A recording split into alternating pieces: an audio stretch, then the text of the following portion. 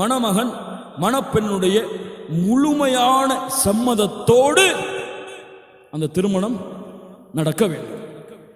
இருவருக்கும் 99% 1% சம்பந்தம் இல்லைன்னு தெரிஞ்சாலும் அந்த திருமணம் செல்லுபடியாகாது. நடந்தாலும் செல்லுபடியாகாது. அல்லாஹ்வுடைய தூதர் ஸல்லல்லாஹு அலைஹி வஸல்லம் சொன்னார்கள், விதவை பெண் வாயால் சம்மதத்தை கூற வேண்டும். முதல் திருமணத்தை முடிக்கக்கூடிய பெண் அவளுடைய மௌனமே அதற்கு சம்மதம். விதவை பெண் சம்மதமா என்று கேட்கப்பட்டால் ரதைத்து பொருந்திக் கொண்டேன், கபில்து ஏற்றுக்கொண்டேன் என்று வாயால் சொல்ல வேண்டும். திருமணம் முடிக்காத பெண்ணாக இருந்தால் அந்த பெண் வெட்கப்படுவாள். அதனால் மௌனமே அதற்கு சம்மதம் தான். எப்படி மௌனத்தை வைத்து சம்மதிப்பது? அந்த ஆணை பற்றி கேட்கப்பட்டால் சிரித்தால், இதுவெல்லாம் சொல்லியா தெரியணும், சிரித்தால் அது ஒரு சம்மதம், அழுதால் சம்மதம் இல்லை என்று அர்த்தம். மௌனமே அந்த பெண்ணுக்கு சம்மதம். ஆனால் அந்த பெண் சம்மதிக்கவில்லை என்றால், நாம் பார்க்கிறோம் மாப்பிள்ளையை தான் நீ கட்டணும், உனக்கு என்ன, நீனா மாப்பிள்ளை பார்த்து நீனா கல்யாணம் பண்ணு, அப்பெல்லாம் நாங்கெல்லாம் எதுக்கு, இப்படியெல்லாம் அந்த பெண்ணின் மீது தன் விருப்பத்தை திணிப்பது ஹராம். ஹன்சா பின்தில் ஹிதாம் அல் அன்சாரியா, இந்த பெண் அல்லாஹ்வுடைய தூதரிடத்திலே வந்தார்கள். அல்லாஹ்வுடைய தூதரே, நான் பெண்ணாக திருமணம் முடிக்க இருந்த பொழுது ஒரு ஆண் எனக்கு பேசப்பட்டார், ஆனால் அந்த ஆணை நான் வெறுத்தேன். அல்லாஹ்வுடைய தூதர் ஸல்லல்லாஹு அலைஹி வஸல்லம் சொன்னார்கள், அப்படியா? ஃபரத்த நிகாஹஹா, அந்த பெண்ணுடைய நிக்காஹை அல்லாஹ்வுடைய தூதர் ரத்து செய்தார்கள். அந்த பெண்ணின் சம்மதம் இல்லாமல் நடத்தப்பட்ட திருமணமாக இருந்த காரணத்தால் அந்த நிக்காஹ் ரத்து செய்யப்பட்டது. எந்த ஒரு தலாக்கும் இல்லாமல், ஹுலாவும் இல்லாமல். அதே நேரத்திலேயே முடிவடையும். யாரு கேட்கிறா இன்னைக்கு சம்மதம்லாம்? ஏன் பொண்ணை பத்தி எனக்கு தெரியும், ஏன் பொண்ணு மனசு நான் அறிவேன், ஏன் பொண்ணு நான் சொன்னா எதையும் பேச மாட்டா, அவ சின்ன பொண்ணு, இப்படியெல்லாம் காரணம் சொல்லி பல பெண்களை நரக குழியிலே பல பெற்றோர்கள் தள்ளிவிட்டார்கள். இல்லா மாஷா அல்லாஹ், அல்லாஹ் பாதுகாத்தவர்களை தவிர.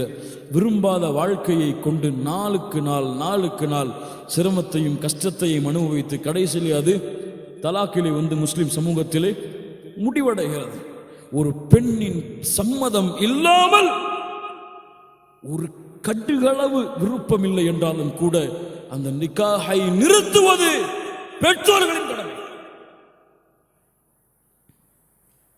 ஆனால் இதையெல்லாம் சான்ஸா வச்சுக்கொண்டு மார்க்கமும் அறியாத, ஒன்றும் அறியாத ஒரு மணமகனை மனதிலே வைத்துக் கொண்டு நாடகத்தை பார்த்து, பாலிவுட்டையும் ஹாலிவுட்டையும் பார்த்து, என் மணப்பெண் என் மணமகன் இப்படித்தான் இருக்க வேண்டும் என்று முடிவெடுத்து மனசுல ஒருத்தனை வச்சுக்கொண்டு ஒரு மார்க்கம் உள்ள ஒரு மணமகன் சொல்லப்படும் பொழுது பெற்றோர்களால் மறுக்கப்பட்டால் அந்த பெண்ணுடைய விருப்பம் ஏற்றுக்கொள்ளப்பட வேண்டும் என்ற அவசியம் கிடையாது.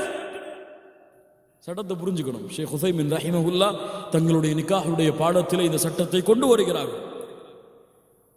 ஆனால் செல்வத்திற்காக, வசதிக்காக அந்த பெண் தேர்ந்தெடுத்த மணமகன் மார்க்கம் உள்ளவனாக, குணமுள்ளவனாக இருந்தும் மறுத்தால் நாளை மறுமையில் அல்லாஹ்விற்கு முன்னால் மிகப்பெரிய குற்றவாளிகள் பெற்றோர்கள்.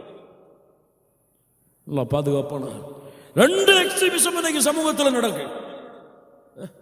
மார்க்கத்திற்காக புறந்தள்ளப்படுகிறான் ஒரு வாலிபன், அல்லது மார்க்கத்திற்காக அந்த பெண் மார்க்கம் இல்லாதவனை தேர்ந்தெடுத்து அவனோடத்தான் வாழ்வனும் ஒத்த கால நிற்கிறான். அல்லாஹ் ரப்புல் ஆலமீன் நம்முடைய சமூகத்தை சீர்படுத்தணும்.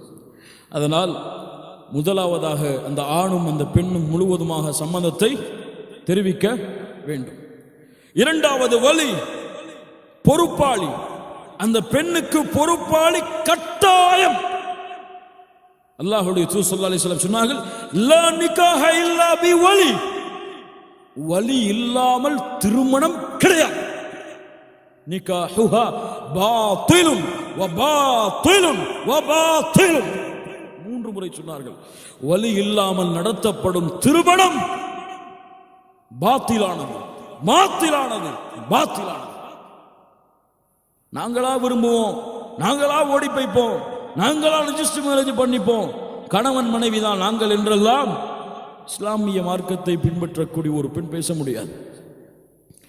அந்த பெண்ணுடைய பொறுப்பாளி ஆணுடைய தந்தையுடைய, அந்த பெண்ணுடைய தந்தையுடைய வரிசையில் வரக்கூடிய யாராக இருந்தாலும் அவங்களெல்லாம் வலி. அந்த பெண்ணுடைய தாயுடைய வரிசையில் வலி வராது. தாயுடைய அண்ணன் தம்பி இவங்களெல்லாம் வலியாக முடியாது. தந்தையுடைய அந்தஸ்தில் தான் அவர்களுடைய குடும்பத்தை கொண்டுதான் வழி வரும். அல்லது தந்தையே வேறு யாராவது குடும்பத்தில் உள்ளவரை வலியாக உயிரோடு இருக்கும் பொழுது நியமித்தால் கூட, ஆனால் வலி என்பது கட்டாயம். அல்லது இஸ்லாமை ஏற்ற பெண்ணாக இருக்கிறாள், முஸ்லிம் இல்லாதவர்களை வழியாக்க முடியாது என்றால் அந்த ஊருடைய தலைவர் அல்லது அந்த இஸ்லாமிய கோர்ட்டுடைய நீதிபதி அந்த பெண்ணுக்கு வழியாகுவார். அது இல்லாமல், வலி இல்லாமல் திருமணம் நடந்தால் அது திருமணம் கிடையாது. வலிதான் அல்லாஹ்விடத்திலே பொறுப்பாளி. அல்லாஹ் குல்லுக்கும் ராயின் வ குல்லு ராயின் யஸ்அலு அன் மஸ்ஊலத்திஹ். ஒவ்வொருவரும் பொறுப்பாளிகள், அவரவர்களின் பொறுப்புகளை குறித்து மறுமையிலே விசாரிக்கப்பட வேண்டும். மார்க்கம் உள்ள ஒரு பெண்ணுக்கு மார்க்கம் இல்லாத ஒரு ஆணை திருமணம் முடித்து கொடுத்தால் மறுமையில் அல்லாஹ் அவங்களை நிறுத்துறதுக்கு முன்னாடி உங்களை தான் நிறுத்தும், விடமாட்டான். அந்த பெண்ணுடைய ஈமானை குழி தோண்டு புதைத்ததற்கு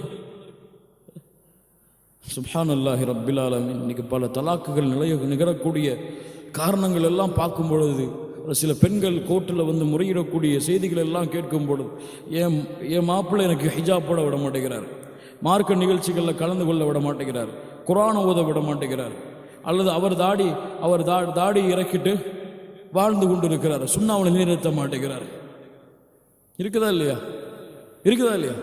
என் வாலிப பெண்களுக்கு நான் செய்யக்கூடிய மிக முக்கியமான அறிவுரை, தாடி இல்லாம யாராவது பெண் கேட்டு உங்களிடத்திலே வந்தால், எவ்வளவு எதிர்ப்பு வந்தாலும் அந்த ஆணை திருமணம் முடிக்காது. அல்லாஹ்வுடைய தூதருடைய சுன்னாவை கேவலமாக நினைத்து வலித்து வருபவன் எல்லாம் ஒரு தொழுகை உள்ள ஹிஜாபை பேணக்கூடிய ஒரு பெண்ணுக்கு தகுதி உள்ளவரா?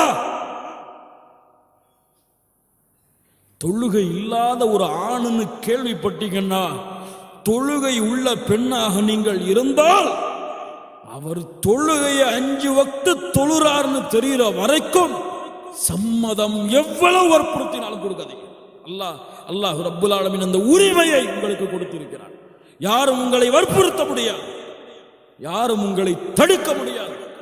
ஆனா ஹாலிவுட் பாலிவுட் ஆக்டர் மாதிரி தான் மாப்பிள்ளை வேணும்னு நினைச்சீங்கன்னா, அல்லாஹ் ரப்புல் ஆலமீன் அவங்களை விட்டு பாதுகாப்பதற்கு போதுமானவன்.